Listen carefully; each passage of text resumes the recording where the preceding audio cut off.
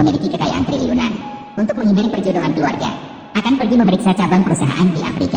Tidak disangka pesawat meledak setelah lepas landas karena disabotase. Siapa sangka sang presiden direktur selamat dari kematian. Kehilangan ingatan dan menjadi pengemis jalanan. Bertahan hidup dengan menyelamati tong sampah setiap hari. Bertahan hidup dengan sisa-sisa makanan. Namun juga dikejar anjing liar di pinggir jalan. Namun di tengah pelayannya, tiba-tiba bertabrakan dengan seorang gadis cantik luar biasa.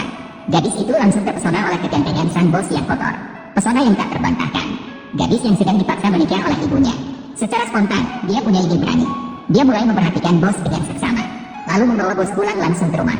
Memberitahu orang tua bahwa dia ingin menikahi pengemis ini. Ayah hampir naik darah mendengarnya. Namun gadis itu tidak mengubah keputusannya, melainkan membawa CEO ke kamar untuk merapikan. Ketika CEO muncul kembali di hadapan orang tuanya, orang tua terkejut dengan ketampanan CEO. Merasa tidak percaya. Mereka tidak percaya bahwa putri mereka ingin menikahi pengemis ini. Ayahnya masih tidak bisa menerimanya. Dengan marah, dia melepas sepatunya dan melemparkannya ke arah putrinya yang bandel. Namun, CEO menangkapnya. Gadis itu marah dan menyalahkan ayahnya atas serangan tiba-tiba. Tidak peduli apakah dia dan ibunya setuju atau tidak. Dia bersumpah untuk menikahi pengemis ini seumur hidupnya. Kemudian gadis itu membawa CEO ke kantor catatan sipil untuk mengurus surat nikah. Ayahnya langsung terkena serangan jantung setelah mengetahuinya. Adiknya marah dan menyebut gadis itu durhaka. Dia menolak mahar 50 juta yang diberikan oleh keluargaku. Apakah kamu benar-benar ingin menikahi pengemis kotor yang asal-usulnya tidak jelas ini? Tanpa disadari, pengemis kotor di mata mereka ternyata adalah seorang miliarder global bernilai triliunan, Feng Jiucheng. Saya yang menentukan nasib pernikahan saya sendiri. Kalian tidak akan bisa menjual saya kepada keluargaku. Tapi tidak masalah. Benar-benar tidak tahan dengan Aji. Barangkali ini adalah warisan dari keluargamu. Ayo pergi. Tidak apa-apa, yang penting aku menyukaimu. Karena kita tidak bisa menangani pengemis ini, maka biarkan tuanku yang mengurusnya. Pasti tuanku bisa menanganinya. Aji, keluargaku tidak menyukaimu. Kalung ini semakin terlihat istimewa setiap kali aku melihatnya. Jiu, apakah kamu menyukainya? Aku akan memberikannya padamu. Tidak, ini mungkin adalah warisan dari keluargamu, jadi jagalah baik-baik. Meskipun kita tidak memiliki pernikahan, tapi kita bisa menciptakan suasana. Akulah yang membesarkanmu juga. Tapi apa yang bisa kamu lakukan? Kalungmu ini semakin lama semakin istimewa. Aji, apakah kamu suka? Aku memberikannya padamu. Jangan. Ini mungkin adalah warisan dari keluargamu. Kamu harus menjaganya dengan baik. Meskipun begitu, meskipun kita tidak memiliki pernikahan, tapi tetap ada nuansa seremonial. Tentu harus ada. Ayo, datang dan pasangkan padaku.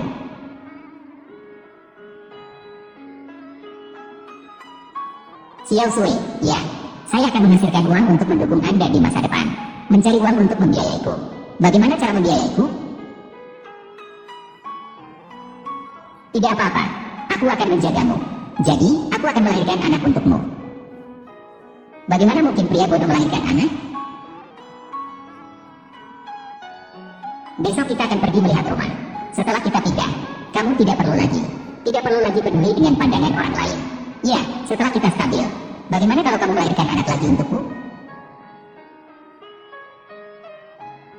Gu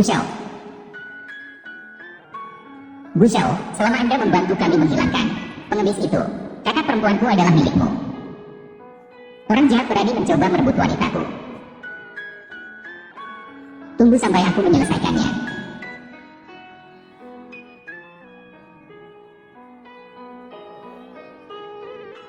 Gu Shao, itulah dia. Mama, aku sudah memberikan Anjiu 2 set pakaian. Cukup untuk dipakainya. Bagaimana kalau kita pulang dulu? Aku takut dia akan panik jika bangun dan tidak melihatku. Dia pasti akan ketakutan. Hei, dia seorang pria dewasa tapi begitu penakut. Bagaimana bisa begitu? Aku belum membeli pakaian ini. Kamu mau temani aku jalan-jalan lagi? Aku punya urusan penting hari ini, aku harus pergi dulu. Lepaskan aku. Lepaskan aku. Kalian, siapa kalian? Enyu Tiansui adalah wanita yang kusukai. Sekarang pergi dari sini. Aku masih bisa membiarkanmu hidup. Aku tidak peduli, Xiao Sui adalah istriku. Penjahat. Bagaimana bisa begitu tidak tahu malu? Apa yang kamu kenakan di tangan ini? Kenapa terlihat begitu menjengkelkan? Potong tangannya untukku.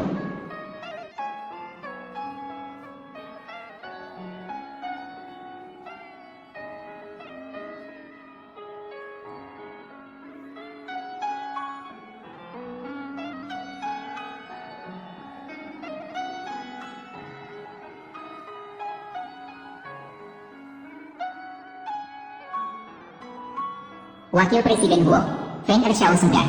Tidak sabar untuk mengambil alih grup Feng. Aku tidak percaya bahwa Presiden sudah. Kita tidak boleh membiarkan aset miliaran dari Presiden jatuh ke tangan Feng Ershao. Pergi. Feng Ershao, saudaraku sudah hilang selama 3 bulan. Menurut hukum negara kita, hilang karena kecelakaan selama 3 bulan dapat dianggap sebagai kematian. Ini adalah bukti kematiannya. Presiden Feng memiliki pelacak khusus di tubuhnya. Pelacak keamanan. Pelacak belum ditemukan. Katakan bahwa Presiden Feng mungkin masih hidup. Apa itu pelacak? Bagaimana saya tidak tahu? Seperti kotak hitam pesawat. Kotak hitam. Sekarang otak Kor dan Tuan Feng hilang. Bagaimana kamu yakin